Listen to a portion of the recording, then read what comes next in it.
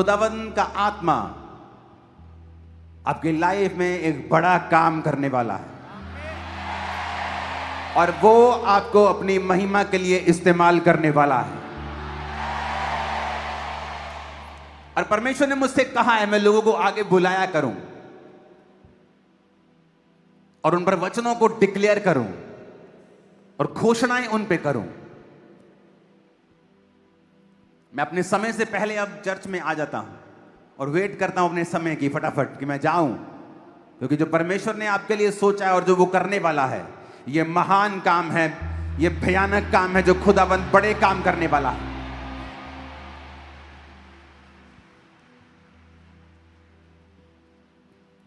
आप में से जितने लोग अपना बिजनेस करते हैं, मैं सबके लिए प्रेयर करूंगा। हर दिन, हर संडे, हर थर्सडे मैं यही हूं। अगर मैं इंडिया में हूं, थर्सडे मैं यही हूं।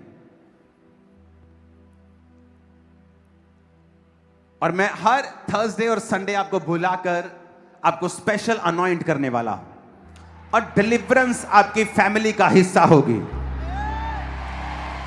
आपको दो काम करने हैं। एक तो आप मेन चर्च में मौजूद रहें अगले कुछ हफ्तों तक, और दूसरा जो मैं बोल रहा हूं उसे सीरियसली लें और उसको फॉलो करें, उन वर्ड्स को, क्योंकि वर्ड्स में ही ताकत है, वर्ड्स में पावर है। परमेश्वर अपना वचन भेज के अपने लोगों को क्या करते हैं? चंगा करते हैं। टेस्टिमनीज का खूबसूरती देखो कि जो लोग आजाद हुए हैं उन्हें खुद पे फेथ नहीं हो रहा है।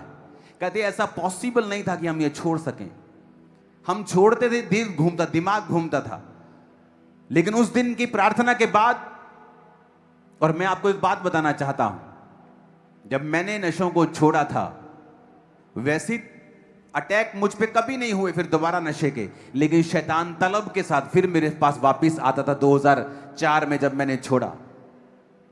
और परमेश्वर की आत्मा ने मुझे बताया था कि उसका राज्य एक बीज के समान है,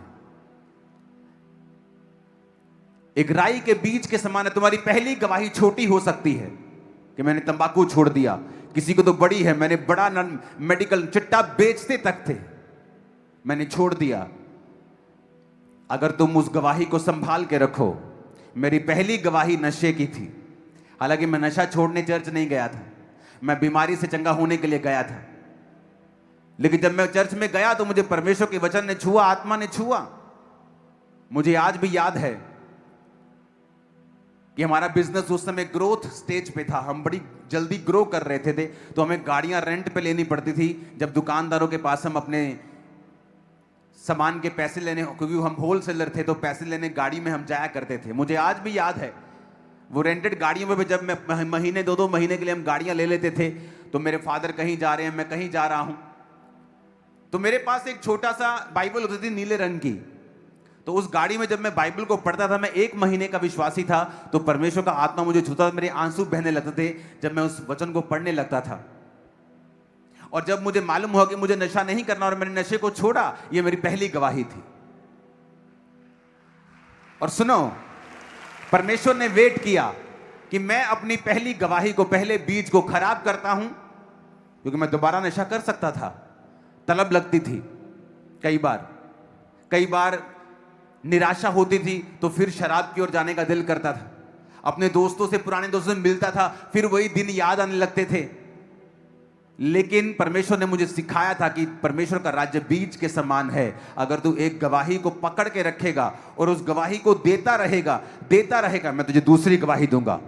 तो दूसरी पकड़ के रखेगा, देगा, मैं तीसरी दूंगा। ऐसा बड़ा हूं मैं। आज जो लोग देख रहे हैं, हमें भी ऐसा चर्च चाहिए, हमें भी ऐसी गैदरिंग, ऐसे मिरेकल चाहिए। तो मैंने शुरुआत की है पहली गवाही देने से। एक छोटा सा नशा, उसकी गवाही, शराब छोड़ी फिर उसकी गवाही, नशे छोड़ दिए, कंप्लीट छोड़ दिए, गवाही, और देता गया और उस गवाही को प्रोटेक्टेड रखा, क्योंकि शैतान चाहता है गवाही खराब हो, क्योंकि गवाही एक पावर है। बाइबल कहती गवाही के कारण और परमेश्वर के लहू के कारण तुम शैतान के ऊपर जयवंत हुए। तो गवाही एक बीज है तुम्हारी लाइफ में, चाहे छोटी सी गवाही क्यों नहीं है, उसे दो और उसे संभाल के रखो, उसे दो और उसे प्रोटेक्टेड रखो, उसे दो, सुरक्षित रखो, उसे खराब मत होने दो। अगर तुम्हारी गवाही है कि तुमने लड़ना छोड़ दिया है, दोबारा लड़ो मत। शैतान चाहता तुम्हारी गवाही खराब हो, क्योंकि उसे पता है कि ये गवाही दूसरी गवाही का बीज है। उसे पता है वो 2 गवाहियां अगली 4 गवाहियों का बीज हैं। अगर ये खत्म हो गई तो अगली कभी नहीं आएगी। जब दाऊद पाप में गिरा तो परमेश्वर ने कहा, दाऊद मैं तुझे बहुत कुछ देने वाला था और भी, लेकिन तूने जो अपनी गवाही को खत्म किया, अब मैंने फैसला कर लिया है वो चीजें मैं तुमको अब नहीं दूंगा। जब तक वो गवाही देता रहा कि परमेश्वर ने मुझे छोटे से उठाया है और परमेश्वर के वचन में बना रहा, तब तक परमेश्वर उसको नेक्स्ट गवाही देता रहा। ये मेरा सीक्रेट था। मैंने जिस किसी दुकानदार के पास जाना तो उसे जानबूझ के बताना कि मैंने फास्टिंग क्यों, मैं चाय क्यों नहीं पी रहा हूं, मैं कुछ खा क्यों नहीं रहा हूं। उसे बताना कि मैं रोजे रखा हूं, मैंने फास्टिंग की, मैं उपवास रख रहा हूं। और उसे अपनी गवाही देने की मैं नशा करता था। वो हैरान होते, अच्छा तुम नशा करते थे? उस समय मैं सिर्फ 20 साल का था, 19.5 साल, 20 साल का। और 14 साल की उम्र से मैंने नशा करना शुरू कर दिया था। और वो इतना बढ़ गया था कि वो ओवरडोज लेके, मुझे आज भी याद है, परमेश्वर ने मुझे मौत से बचाया।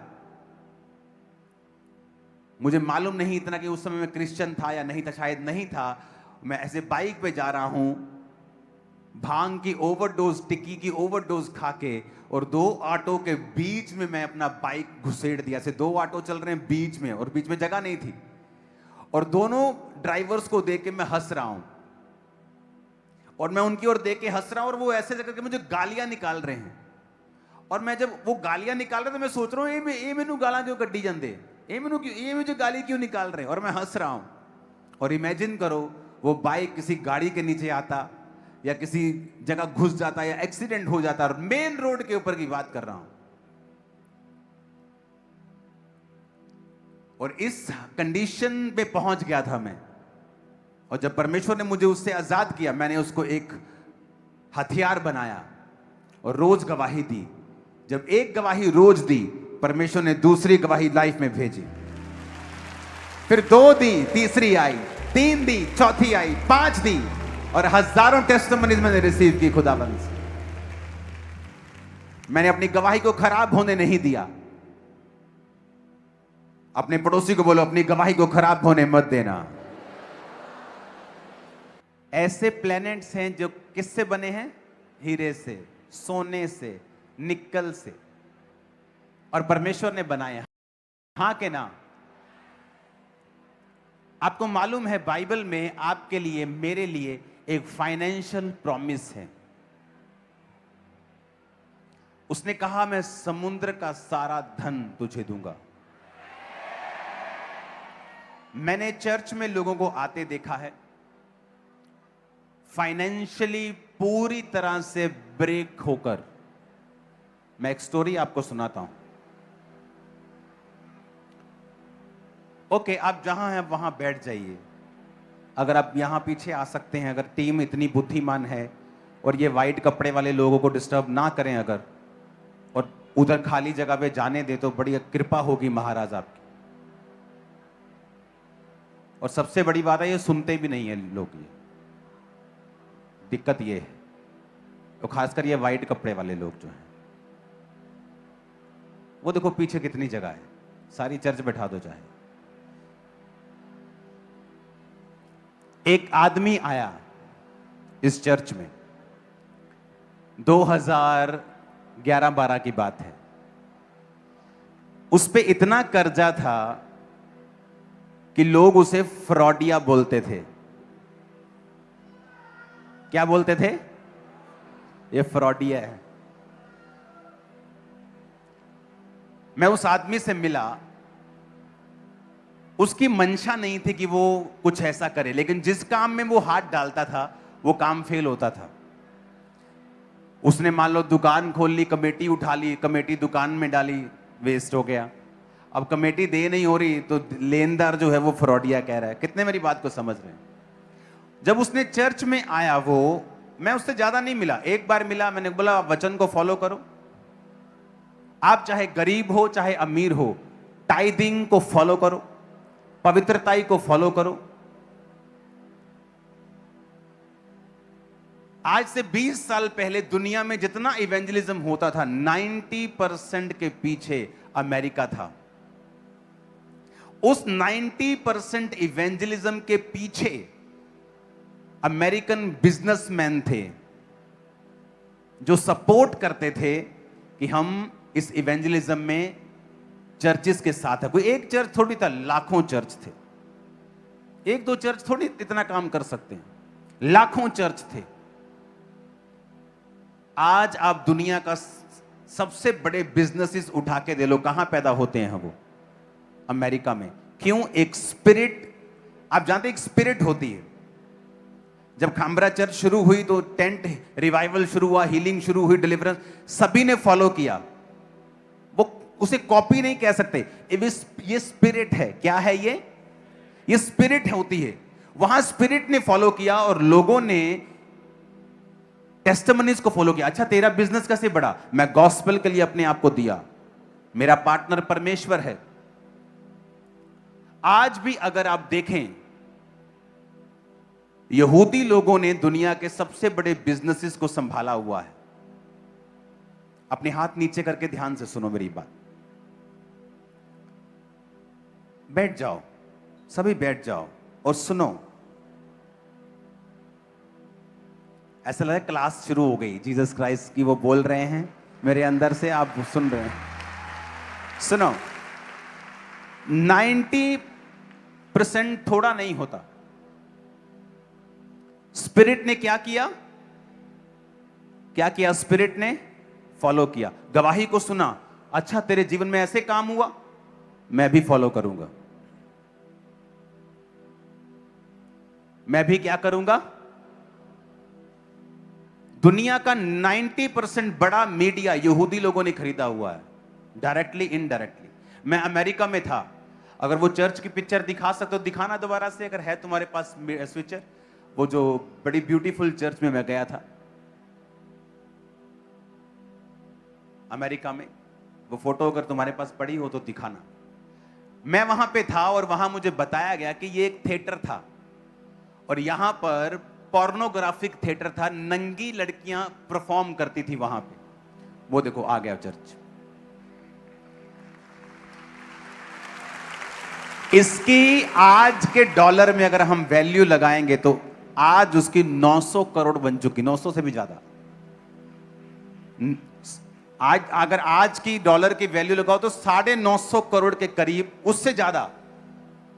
क्योंकि 100 मिलियन आदमी इसका वैल्यू लगा के गया थोड़े दिन पहले कि मुझे बेच दो, क्योंकि ये टाइम्स स्क्वायर पे है, ये जो दुनिया का सबसे महंगा एरिया है, वहां उसके सेंटर में है कि मुझे बेच दो 100। अगर वो नेगोशिएट करेंगे मैं 150 मिलियन लेना है तो 150 मिलियन यानी कि वो 1350 करोड़ की भी वो बेच सकता है, उससे भी ज्यादा 1400 करोड़ की बेच सकता है।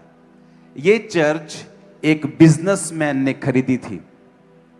वो आया और उसने देखा ये पोर्नोग्राफिक थिएटर है, उसने वो पोर्नोग्राफिक थिएटर खरीदा, गलत काम बंद हुए और उसने वो चर्च, उसकी पिक्चर तक नहीं लगी, उसका नाम तक नहीं है चर्च में। है कौन? पर वो एक बिजनेसमैन था, और उसने वो चर्च खरीदी और एक एनजीओ को उसने वो दान दी। ये नहीं कि चर्च उसी के नाम पे है और वो आता है हर बार तालियां बजवाने और हार डलवाने। बहुत से लोग ऐसा करते हैं कि एक छोटा सा चर्च बनाएंगे, फिर हर साल आएंगे, वहां हार डलेंगे, फिर उनकी वो प्रीच करेंगे वहां पे कि मैंने बनाया है, और वहां उसकी फोटो तक नहीं है, नाम तक नहीं है। क्या है नाम? क्या है? कोई पत्थर तक नहीं लगा। इमेजिन करो, वो आया, करोड़ों का चर्च खरीदा और आज वहां हर सर्विस फुल होती, चर्च भरी होती, हर सर्विस। और टाइम्स स्क्वायर के ऊपर, मैं आपको बता देता हूं, खतरनाक जगह है दुनिया की वो, मैं आपको बता देता हूं, सीरियसली कह रहा हूं। टाइम्स स्क्वायर पे अगर आप खड़े हो जाएंगे, शॉकिंग बता रहा हूं मैं आपको, और आप होटल्स की ओर देखेंगे, ऐसे होटल्स की ओर आपको लोग गलत काम करते हुए नीचे से दिख जाएंगे ऊपर, अपने बेडरूम में। अभी भी चले जाओ, मैं आपको गारंटी देता हूं, शनिवार संडे चले जाओ, आपको नीचे से दिख जाएगा। उस जगह पे जहां शैतान का गढ़ था, एक बिजनेसमैन ने सोचा चर्च खरीदेंगे। आज जहां शैतान अपना काम करना चाहता है, वहां परमेश्वर के लोग ज्योति बन के खड़े हैं। उस चर्च के बनने के बाद वहां पे रूल बन गया कि अब कोई थिएटर बिकेगा नहीं, अब चर्च नहीं बनने देंगे। इतना शैतान सक्रिय रहता है परमेश्वर का काम रोकने के लिए। अब वो तो बिक गई थी बिल्डिंग, अब तो चर्च बन गई, अब तो उसके कोई रोक नहीं सकता, नेक्स्ट कोई ना बने। और आज भी वो लोग, कुछ लोग, उस शैतानी लोग उस चर्च को खरीदना चाहते थे। सोचते पास्टर को थोड़ा लालच देते हैं, 1000 करोड़ कौन ठुकरा सकता है, कहता नहीं बेचेंगे। जीसस क्राइस्ट, बाइबल कह दी, जब वो जाते थे तो वो औरतें उनके संग थी जो अपनी संपत्ति से परमेश्वर की सेवा करती थी। प्रेरितों के काम की सेवकाई लोगों की कलीसिया के अपनी प्रॉपर्टीज के कारण फैली थी, जो उन्होंने परमेश्वर में बोई थी। कितने मेरी बात को समझ रहे हैं? परमेश्वर आपको बिजनेस में बढ़ा सकता है, लेकिन आपका दर्शन क्या है? मेरा दर्शन था, परमेश्वर मुझे चर्च दे, मुझे लोगों का पैसा नहीं चाहिए। ओ मुझे बड़ा चर्च चाहिए, फिर मैं अपना एक बहुत शानदार अपनी चीजें बनाऊंगा। जब दर्शन ही गलत है तो परमेश्वर देता ही नहीं। मैंने शुरू से टीम को बनाया, लोगों को बनाया। 2016 में ये पंजाब की सबसे बड़ी और इंडिया की दूसरी तीसरी सबसे बड़ी चर्च थी, और मेरे पास अपना घर नहीं था, अपना घर नहीं था, रेंटेड हाउस पे था मैं। आज मेरे भाई की शॉप उसी रेंटेड हाउस के नीचे है, रेंट के ऊपर। आज भी जो बिजनेस टाइल सैनिटरी का था, मैं छोड़ चुका था 2011 के बाद, मैं नहीं गया। तो मैंने कहा था परमेश्वर मुझे रूहें बचानी हैं, मैं इन चक्रों में नहीं फंसूंगा। परमेश्वर ने मुझ पे भरोसा किया। आपका दर्शन क्या है ये मैटर करता है। क्यों बिजनेस करना है? एक विजन रखो, प्रभु आज से मेरा पार्टनर तू है, तू मेरा पार्टनर है, मेरा बिजनेस पार्टनर आज से प्रभु तू है।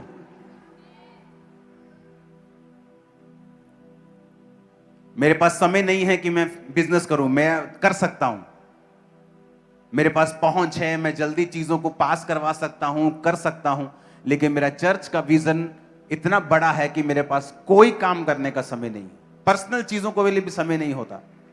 सुनो, लेकिन मैं अगर करूंगा फ्यूचर में बिजनेस तो खुदा को कहूंगा तू मेरा क्या है?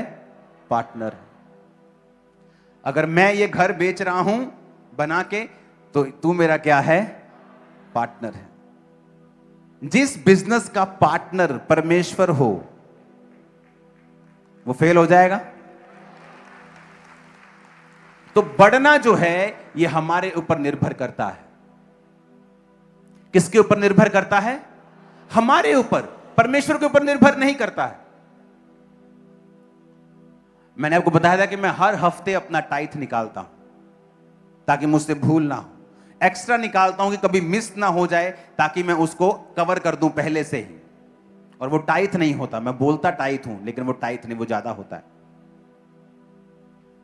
मैंने अपनी लाइफ में परमेश्वर को प्रथम स्थान दिया, और वो जिसकी मैं गवाही दे रहा था, वो जिसको लोग फ्रॉडिया बोलते थे, आज इस चर्च का फाइनेंशियल सपोर्टर है वो। और लाखों में बीज लेके आता है। और कभी क्या था वो? एक फ्रॉडिया।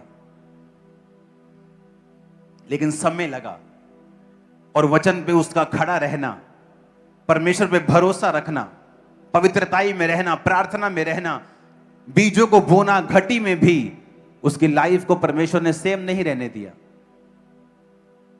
चर्च में ऐसे बच्चे आते थे जो जिनके घरों में राशन जाता था, वो फॉरेन सेटल्ड है। चर्च ने हेल्प नहीं की। ऐसा नहीं कि चर्च ने कुछ पैसा दिया वो फॉरेन चले गए, नहीं, खुदा ने काम किया। चर्च के वॉलंटियर्स है जो आज फॉरेन ब्रांचेस संभालते हैं। खुदा ने काम किया,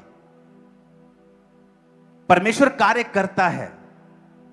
हमें ये अपनी लाइफ को परमेश्वर को दिखाना है कि प्रभु आज से जो मेरा जीवन है मैं पूरी तरह से तुझे डेडिकेट करता हूं। मेरा बिजनेस तुझे डेडिकेट करता हूं, मेरी कमाई मैं तुझे डेडिकेट करता हूं। मैं अपनी कमाई से तेरे नाम की महिमा करूंगा, मैं चर्च को सपोर्ट करूंगा, तेरे कामों को सपोर्ट करूंगा। आज जब मैं अंदर बैठा हुआ था अपने ऑफिस में, तो परमेश्वर का आत्मा मेरे दिल में एक बर्डन को डाल रहा था। बहुत जल्दी मैं एक बाइबल बनाने वाली किसी एनजीओ से या कंपनी से बात करके लाखों बाइबल्स खरीदने वाला हूं बांटने के लिए। तो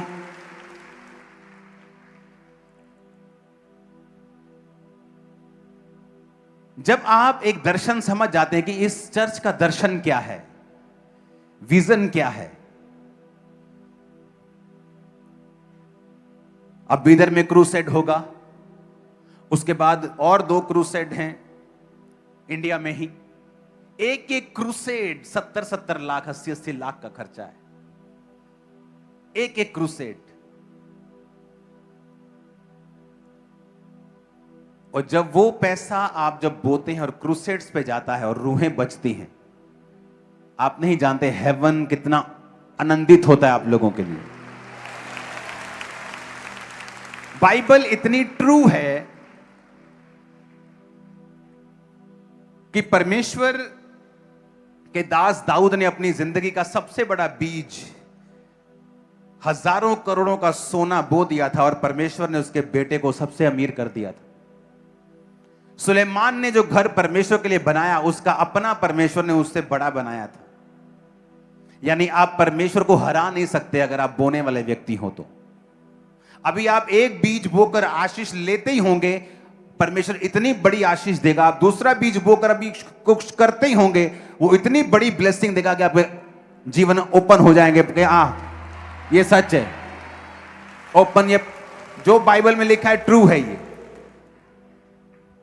एक बाइबल की स्टोरीज, आपको पता है बाइबल दुनिया का सबसे ज्यादा पढ़े जाने वाला, बिकने वाला, सबसे ज्यादा स्टडी किए जाने वाला धर्म ग्रंथ कह लो, आम लोगों के लिए पुस्तक कह लो, पवित्र पुस्तक कह लो, जो भी कह लो, दुनिया में सबसे ज्यादा स्टडी और बांटा बाइबल को जाता है पूरी दुनिया में।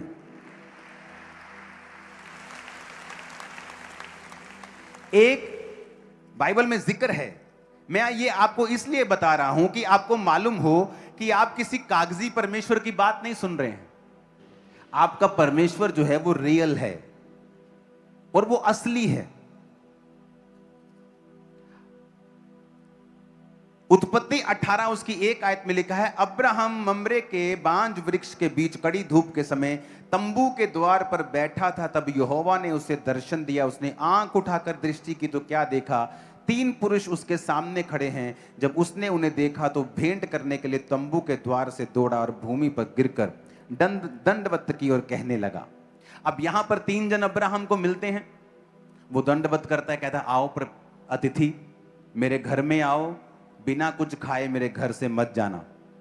जब वो उसने बुलाया और उनको खाना खिलाया, जाते वक्त वो कह उठे कि अब तेरी पत्नी के पुत्र होगा। सुनो, अब 16 आयत में लिखा, जब वो पुरुष वहां से चले तो सदोम की ओर दृष्टि की और अब्राहम उन्हें विदा करने के लिए उनके संग चला गया। यहोवा ने कहा, जो मैं करता हूं क्या अब्राहम से छुपा के रखूं? अब्राहम से निश्चय बड़ी जाति और बड़ी सामर्थी जाति उपजेगी और पृथ्वी की सारी जातियां उसके द्वारा आशीष पाएंगी। इसको प्रीचिंग मोड पे करना, क्योंकि मैं जानता हूं कि वे अपने पुत्रों और परिवार को जो पीछे रह जाएंगे आज्ञा देगा कि यहोवा के मार्ग में अटल बने रहो और धर्म और न्याय करते रहो। जो कुछ यहोवा ने अब्राहम के विषय में कहा है उसे पूरा करे। फिर यहोवा ने कहा, सदोम और अमोरा की चिल्लाहट बढ़ गई है, उनका पाप बहुत भारी हो गया है। अब सुनो, सदोम और अमोरा 2 ऐसे नगर जिनके बारे में परमेश्वर को कंप्लेंट आई कि इनका जो पाप है वो बहुत भारी हो गया है। अपने पड़ोसी को बोलो, परमेश्वर को कंप्लेंट आई सदोम और अमोरा की। कि उनका पाप बहुत भारी हो गया है। हालेलुया। अब परमेश्वर ने कहा मैं उन्हें नाश करने के लिए जाता हूं। और वचन कहता है कि जब परमेश्वर ऐसा सोच रहा था कि मैं उन्हें नाश करना चाहता हूं, तो परमेश्वर के दिल में आया कि मैं जो ये करना चाहता हूं, मैं अब्राहम से क्यों छुपा रहा हूं? ये मेरा फ्रेंड है, ये मेरा दोस्त है। रीजन कि अब्राहम सिर्फ खुद ही धर्मी नहीं है, उसके बच्चे भी क्या हैं, उसकी पत्नी भी क्या है।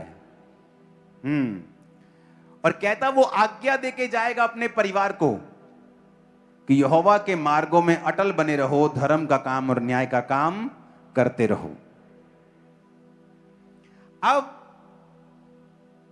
फिर वो उनके साथ बहस करने लगा कि तू सदोम अमोरा को नाश करने जा रहा, अगर वहां धर्मी निकले तो, अगर 50 धर्मी वहां रहते हुए तो क्या पूरे देश का नाश कर देगा, शहर का?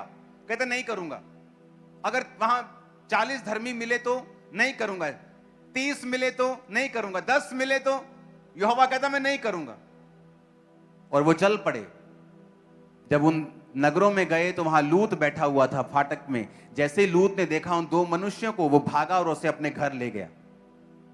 जब घर ले गया, उनका आदर मान किया, खाना पीना खिलाया, तो रात को वो व्यक्ति उस घर के बाहर आने लगे और कहने लगे हम इन दो पुरुषों के साथ गलत काम करना चाहते, इसे बाहर निकाल। व्यभिचार करना चाहते, इन्हें बाहर निकाल। और उन पुरुषों ने, जो दूत थे, उन्हें अंदर खींच लिया और उन्हें अंधा कर दिया कि वो बाहर फिर दरवाजे पर टटोलते रहे। और दूतों ने कहा हम इस शहर को नाश करने पर हैं, अब तुम क्या करो? तुम अपने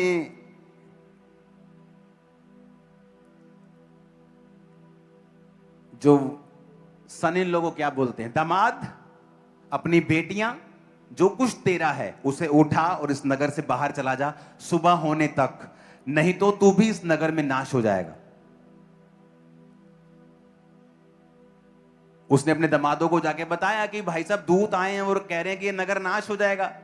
उन्होंने उड़ाया मजाक कि तेरे दूतों की ऐसी की तैसी हो। वो कौन होते हैं? आज शाम को तो पार्टी है इधर क्लब में, हमें तो उधर जाना है, तेरी बेटियों को भी लेके जाना है साथ। कहता नहीं नहीं नहीं, आज नहीं जाएंगे हम, आज नाश होगा। कहते नहीं नहीं तू निकल, ठट। कहते वो कमला लगा, कमला पागल लगा, अपने दमादा नू पागल लगा बंदा, सरक गया, बुढ़ा हो गया, सरक गया दिमाग, है पागल हो गया है। और वो जाने में देर करने लगा। दूतों ने उसका, दोनों बेटियों का और पत्नी का हाथ पकड़ा और जबरदस्ती शहर के बाहर निकाल दिया और कहा पहाड़ पे जा। वो कहता पहाड़ पे नहीं जाऊंगा मैं, इधर में मुझे भेज दो, वहां मुझे लोग नाश ना करें। कहते चला जा, जिस शहर तू जाएगा वो शहर में नाश नहीं करूंगा।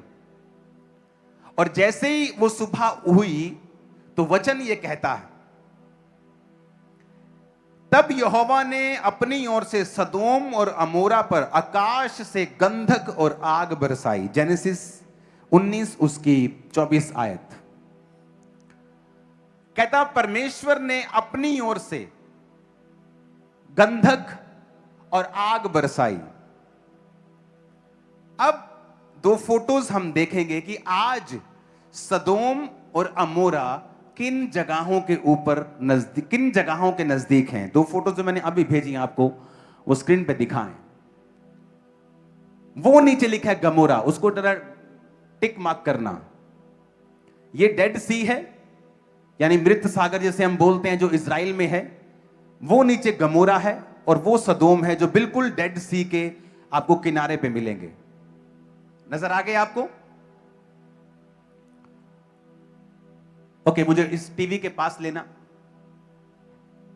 ये है, देखो, ये है सदोम और ये है गमोरा और ये है मृत सागर। नजर आ गया आपको? आज इनकी लोकेशन बता रहा हूं मैं, आज ये कहां पे हैं। इसकी स्टोरी सुनो ध्यान से। इसको प्रीचिंग मोड पे कर दो। कौन है अंदर जिसको समझ नहीं आ रही ये बात? एक व्यक्ति ने फैसला किया कि मैं बाइबल को प्रूफ देखना चाहता हूं कि ये सच है कि रॉन्ग है, कि ये किताबी कहानी है। अगर वहां आग बरसी है, गंधक बरसी है, तो मैं प्रूफ देखना चाहता हूं। और लोगों ने वहां पर खुदाई शुरू की।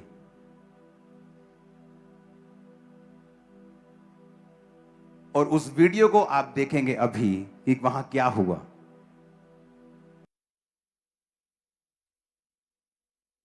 स्थानीय रूप में नुमेरा कहा जाता है।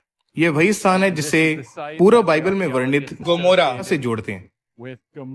यहाँ आप देख सकते हैं कि एक सतह के ठीक नीचे राख की एक परत मौजूद है। यह जली हुई मिट्टी के बर्तनों के टुकड़ों और मानव हड्डियों के अवशेष यानी कुछ अंश से भरी हुई है। सवाल यह है कि उस जलते हुए गंधक के बरसने का क्या प्रमाण है। ऐसा लगता है कि इसके प्रमाण ये सल्फर की गोलियां हैं जो इस क्षेत्र में पाई जाती हैं।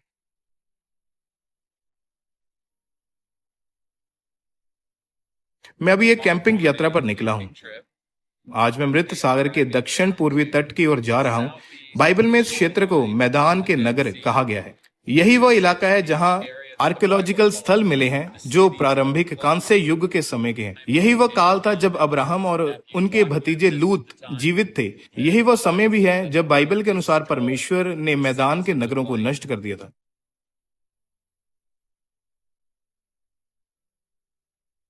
मैं अभी डेड सी के दक्षिण पूर्वी भाग में स्थित सबसे बड़े प्रारंभिक कांस्य युग के स्थल पर खड़ा हूं। इस स्थान को स्थानीय रूप से बाब एद्रा कहा जाता है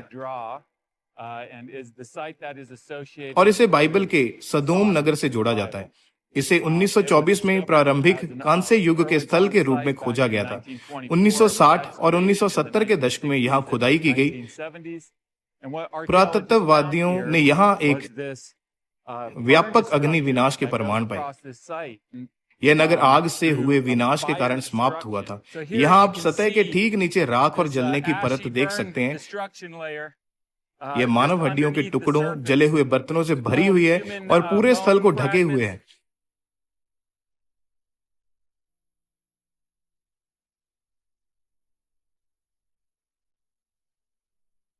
दूर आप बाब एद्रा को देख सकते हैं जिसे सदोम के रूप में पहचाना जाता है।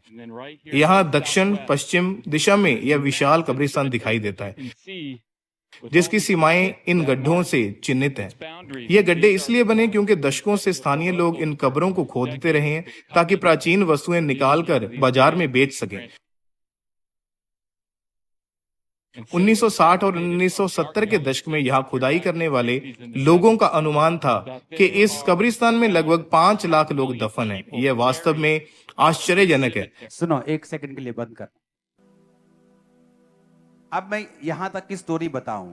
आदमी वहां पे गए जहां आज सदोम और गमोरा जिस लोकेशन पे हैं, ओके, वहां जब खुदाई हुई तो 5 लाख लोग कब्रिस्तान में थे। तो वहां जब खुदाई हुई तो अन्य जातियों ने कहा कि अगर ये किसी राजा ने अटैक किया होता और लोगों को जलाकर मार दिया होता तो कब्रिस्तान में लोग कैसे जले जब ऑलरेडी मरे हुए हैं। 5 लाख कब्रें। मेरी आपको बात समझ आ रही कि नहीं? अगर मान लो किसी राजा ने किसी कंट्री पे अटैक कर दिया और लोगों को जला के मार दिया, अब 5 लाख कब्रों को खोद के वो जलाएंगे थोड़ी? इतना बेवकूफ कौन है अपनी रिसोर्सेस वेस्ट करेगा? 5 लाख, 5,000 तो मान भी लें। 5 लाख कब्रों के अंदर जो मुर्दे थे, जब उनको खोदा गया उनकी हड्डियां टेढ़ी हो चुकी थी और जल चुकी थी, क्योंकि जो सदोम और गमोरा में आग बरसी थी वो सबके ऊपर बरसी थी। मेरी बात समझ रहे हो आप? जब वहां पे खोजा गया तो धरती हर साल बढ़ती जाती है, उसकी लेवल बढ़ता जाता है। मिट्टी, आपको समझाने की जरूरत तो नहीं है कि हर साल लेवल बढ़ता है धरती का, क्योंकि पेड़ों का पत्ता, वेस्ट, सब चीजें लेयर बनाती जाती हैं तो धरती बढ़ती जाती है। आपके घर नीवे हो जाते हैं ना, सड़कें ऊंची हो जाती हैं, ऐसी धरती चलती आ रही। तो जब धरती के नीचे खोजा गया तो उन्हें वहां पे राख मिली, बर्तन जले हुए मिले, मनुष्यों की जली हुई हड्डियां मिली, आज भी वहां वो मौजूद हैं। और वहां पे 5 लाख लोगों का कब्रिस्तान मिला जो भी जला हुआ था। फिर उन्होंने सोचा कि नहीं, अगर किसी राजा ने मारा या बड़ी त्रासदी हो गई तो फिर कब्रें कैसे जल सकती हैं जो कितने फुट नीचे हैं, जो 8-8 फुट नीचे मुर्दे पड़े हैं, उनको कोई क्यों जलाएगा, और वो भी लाखों मुर्दों को। कितने मेरी बात को समझ रहे हैं? फिर उन्होंने समझा कि नहीं, जो बाइबल में लिखा गया है कि यहोवा ने अपनी ओर से आकाश से गंधक और आग बरसाई, ये साइंटिस्ट कह रहे हैं, मैं नहीं कह रहा हूं। और वहां पे म्यूजियम बना। अब सुनो, आगे आगे चलाओ उसी वीडियो को, उसी जगह से। सबसे दिलचस्प बात यह है कि उन्हें इस कब्रिस्तान में भी उसी समय की अग्नि विनाश की परत मिली जिस समय शहर नष्ट हुआ था। यानी शहर और कब्रिस्तान दोनों एक ही अग्नि आपदा में नष्ट हुए थे। कोई सेना कब्रों पर हमला करके पूरे कब्रिस्तान को जलाने नहीं जाएगी। यही कारण था कि पुरातत्ववादियों ने यहाँ के विनाश को एक प्राकृतिक आपदा का परिमाण माना। खुदाई की रिपोर्ट में उन हड्डियों की तस्वीरें भी दिखाई गई हैं जो गर्मी के कारण मुड़ गई थी।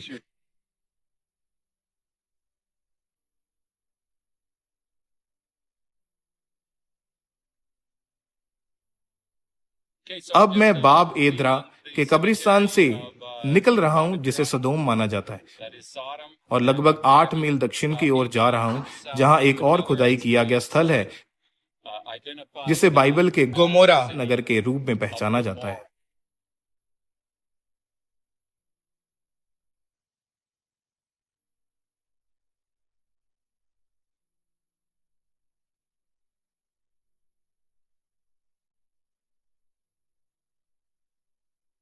मैं अभी जिस जगह पर खड़ा हूं उसका नाम लोकली न्यूमेरा है। मेरे पीछे जो ये टावर है इसकी खुदाई की गई थी और इसके गिरने के नीचे 2 कंकाल मिले थे, एक इस तरफ और एक दूसरी तरफ। यहाँ हर जगह आग से हुई तबाही के निशान मिले, जैसा कि आप खुदाई की तस्वीरों में देख सकते हैं। लेकिन ऐसा लगता है कि टावर के गिरने से उन कंकालों को बाकी मानव अवशेषों की तुलना में बेहतर तरीके से सुरक्षित रखा गया। आप यहाँ देख सकते हैं कि यह राख पड़ी हुई है और इस राख में हर जगह मानव अवशेष और हड्डियां बिखरी हुई।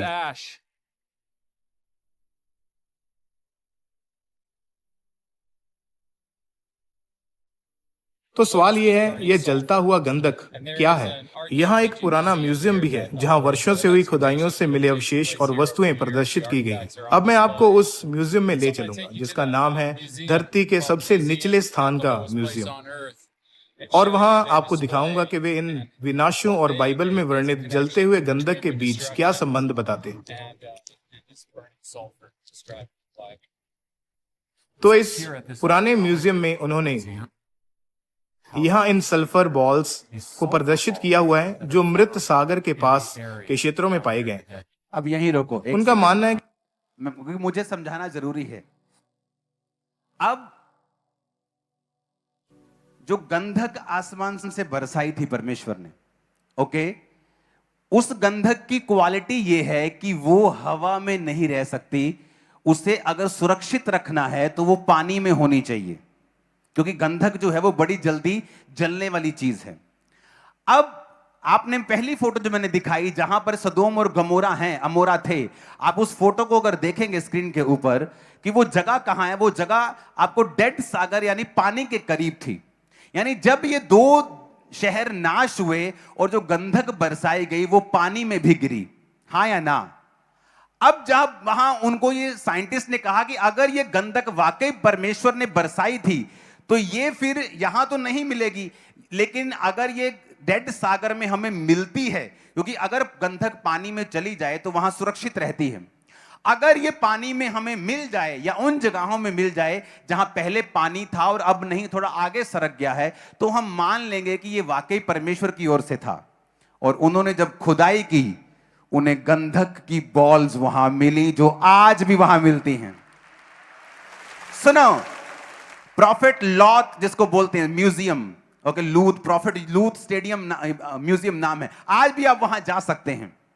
और सुनो मेरी एक और बात, दुनिया में जहां जहां सल्फर या गंधक निकलती है उन एरिया में अगर आप फोटोज को हम देखेंगे, उन एरियाज की फोटोज को, जहां जहां से आज इस दुनिया में गंधक मिलती है वो ये एरियाज हैं जहां ज्वालामुखी सक्रिय हैं, इन एरियाज में लोग गंधक निकालते हैं, या ये कृत्रिम रूप से बनाया जाता है पेट्रोलियम से। ऐसे लोग, देखो, ऐसे लोग गंधक निकालते हैं इन खदानों से जाके। अब मेरी बात सुनो जो कान खोलने वाली है। पूरे वर्ल्ड में एक पिक्चर को हम देखेंगे, अभी एक डाटा को हम देखेंगे, एक डाटा को हम देखेंगे, आपकी स्क्रीन के ऊपर उस पिक्चर को दिखाएंगे। सिर्फ सदोम और अमोरा की दुनिया में सल्फर ऐसी है जो 99% प्योर है, और जितनी सल्फर इंडोनेशिया से, वोल्केनो से, ज्वालामुखियों से निकलती है, वो 40 से 60% प्योर होती है। पूरी दुनिया में ऐसी कोई जगह नहीं जहां 100% प्योर सल्फर हो, सिर्फ सदोम और अमोरा के पास वो मिलती है। इमेजिन करो, इमेजिन करो आप लोग, बाइबल अगर आप समझ जाएं, अगर आप बाइबल की स्टोरीज को समझ जाएं कि परमेश्वर असली है, वो बातों का खुदा नहीं है, वो कथा कहानियों का खुदा नहीं, वो रियल परमेश्वर है। इमेजिन। और ये नेचुरल वोल्केनिक सल्फर्स जो नेचुरल वोल्केनो से निकलती हैं, वो 40 से 60% तक उनमें सल्फर होती है, गंधक होती। लेकिन जो सल्फर सदोम और अमोरा के क्षेत्रों से मिलती है, वो 99 मतलब 100% वो श्योर प्योर होती है।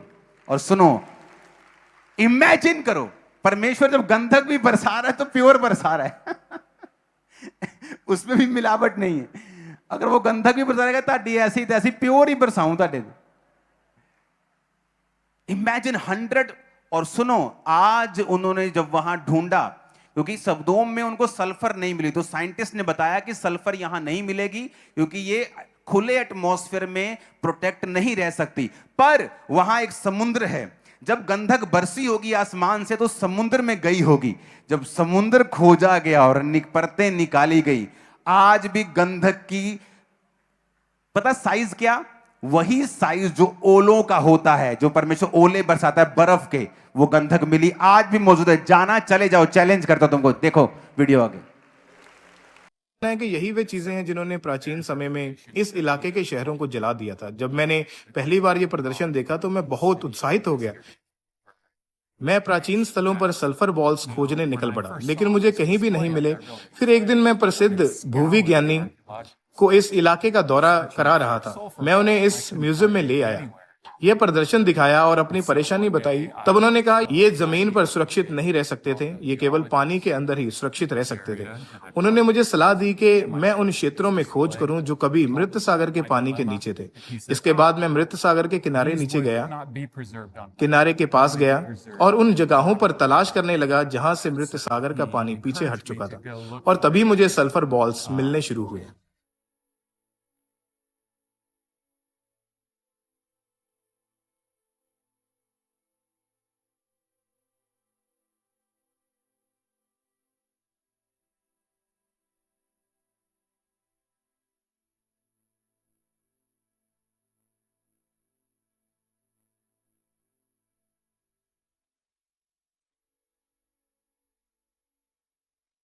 ताकि आपको अंदाजा हो सके कि यहाँ कितनी मात्रा में सल्फर बॉल्स मौजूद हैं। तो ये एक सल्फर बॉल है। सल्फर बॉल्स यहाँ यहाँ यहाँ देखिए, हर तरफ सल्फर बॉल्स ही है। वहां भी सल्फर बॉल, हर जगह। वहां भी सल्फर बॉल्स, सल्फर बॉल हर जगह। सल्फर बॉल्स, वहां भी सल्फर बॉल हर जगह।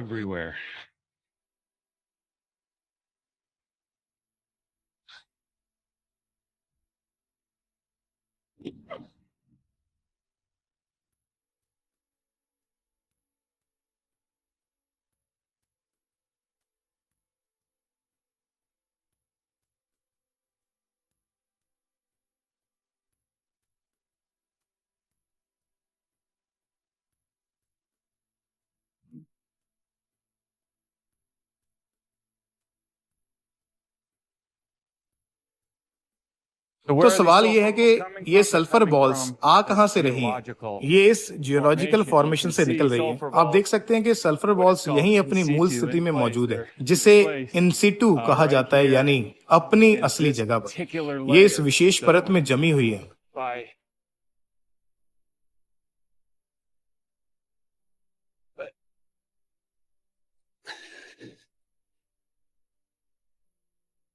तो हो क्या रहा है? समय के साथ ये इस परत से टूटकर बाहर निकल रही है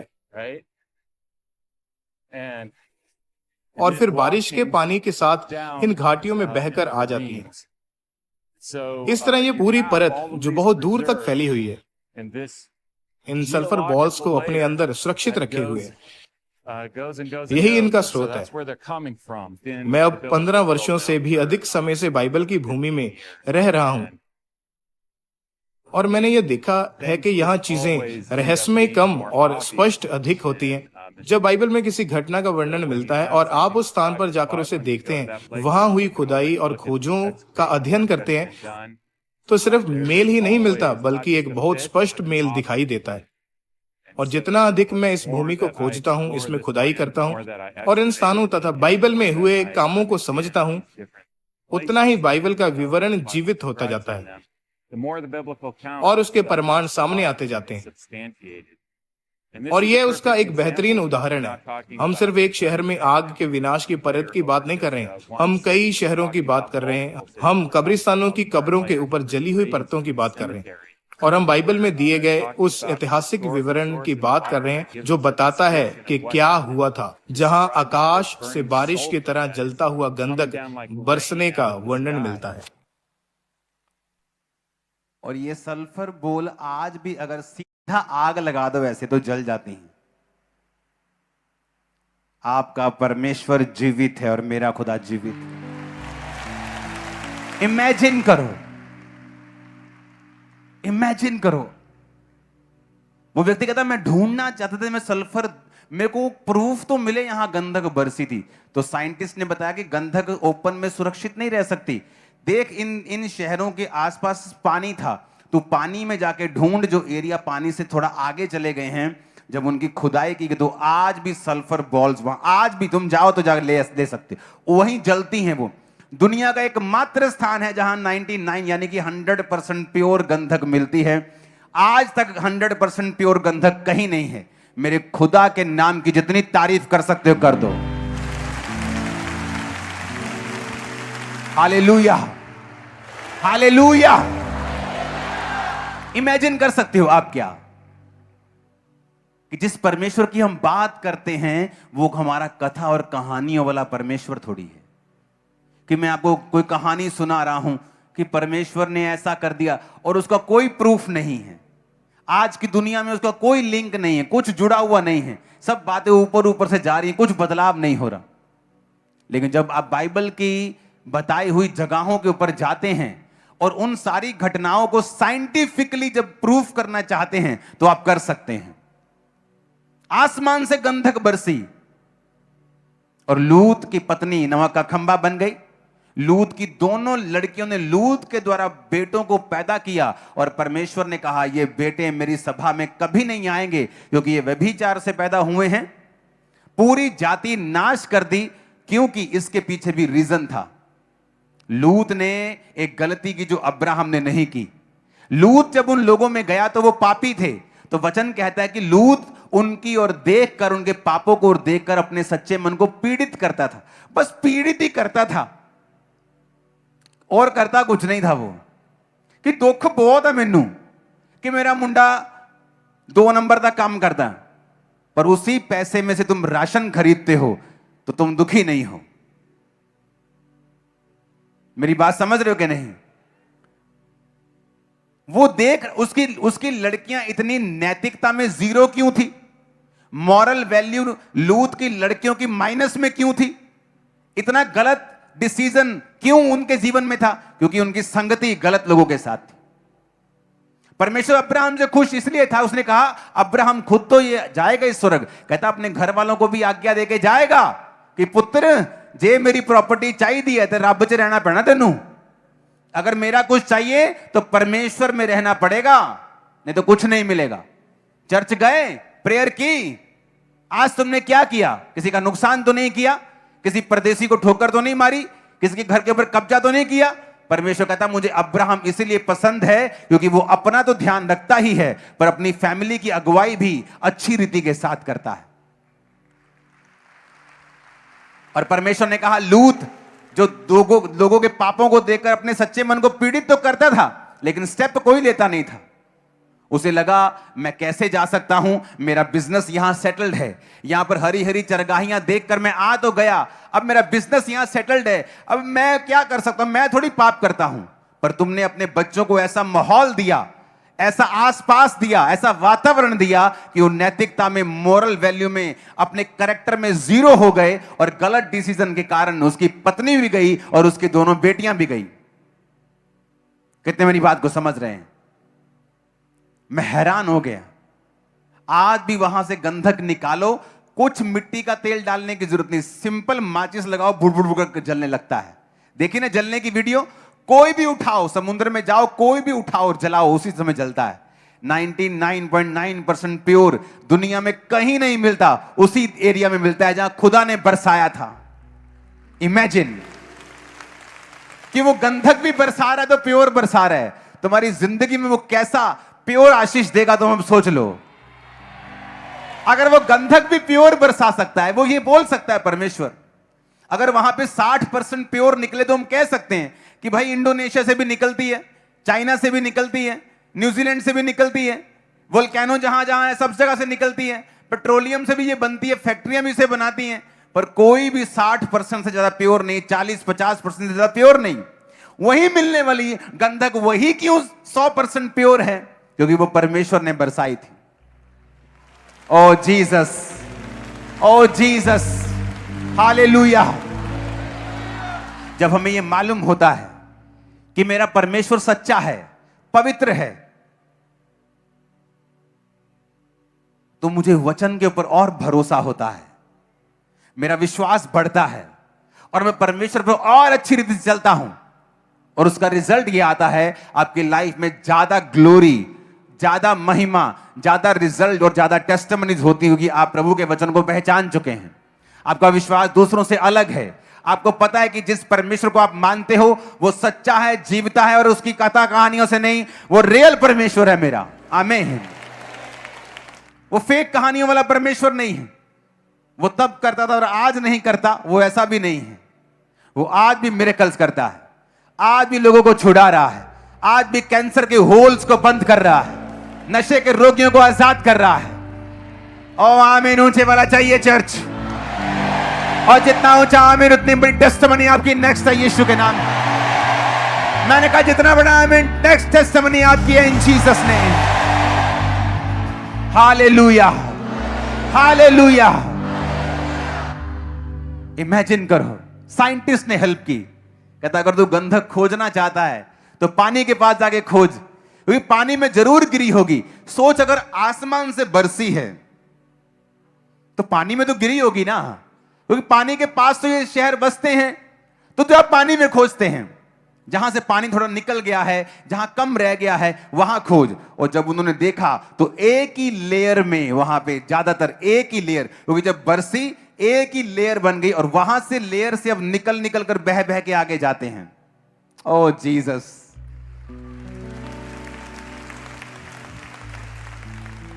आज भी जब फिरौन की सेना समुद्र के नीचे समा गई थी, जब उस जगह की खोज की जाती है, आज भी तलवारें निकलती हैं वहां से।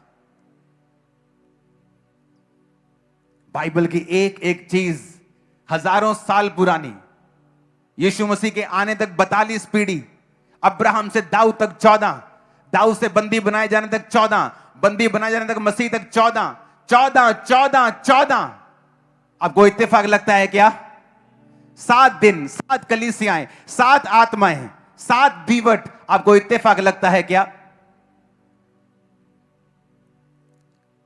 एक मैथमेटिशियन साइंटिस्ट ने बताया कि जिस प्रकार से मैं जब मैथमेटिक्स देखता हूं, उसका मेजरमेंट्स देखता हूं, चीजों को जिस तरह बनाया है, रचा गया है, ये बिग बैंग का काम नहीं, ये परमेश्वर का काम है। इतना परफेक्ट मैथ नहीं कर सकती कुदरत, परमेश्वर इतना परफेक्ट नहीं कर सकती कुदरत। परफेक्ट ये परमेश्वर का काम है कि धरती अगर 10% दूर होती तो हम ठंडे इलाके में होते, जी ना सकते। नजदीक होती, इतने गर्म होती कि रह नहीं पाते। आपको क्या लगता है ये इत्तेफाक है क्या? तो जिस परमेश्वर ने आपको बुलाया है वो आपकी लाइफ को कैसा सुंदर बनाएगा और कैसा ब्लेस करेगा। आमीन ऊंचे वाला चाहिए चर्च। Hallelujah, hallelujah. वो रियल परमेश्वर है। मैं तो जब वचन की रेवलेशन मेरे पे उतरती है, मुझे और किसी चीज की जरूरत नहीं पड़ती। मैं उसे देख देख कर ही आनंदित होता रहता हूं। ये क्या दिखा रहा है परमेश्वर? वो रियल है। बाइबल का खुदा सच्चा है, बातें सच्ची हैं, प्रमाण सच्चे हैं। जीसस के दादा कौन थे, पापा कौन थे, परदादा कौन थे, ग्रेट ग्रैंड पेरेंट्स, आगे आगे आगे 42 पीढ़ियों के नाम लिखे हैं। जीसस के बारे में सिर्फ बाइबल में ही नहीं, अविश्वासी इतिहासकारों ने लिखा है, Jesus was the religious man who perform many miracles. अविश्वासी इतिहासकारों की पुस्तक में उसका जिक्र है। अपने हाथों को उठाओ सच्चे खुदा के लिए।